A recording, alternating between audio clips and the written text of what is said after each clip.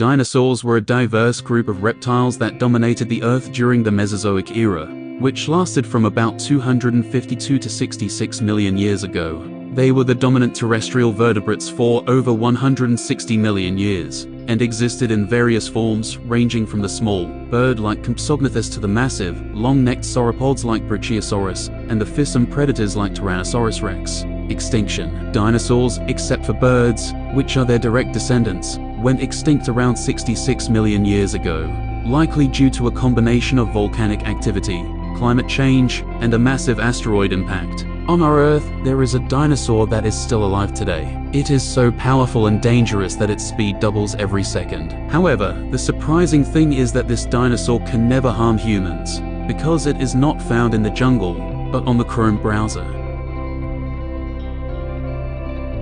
Thanks for tuning in. Remember to hit the subscribe button, give us a thumbs up, and drop a comment below.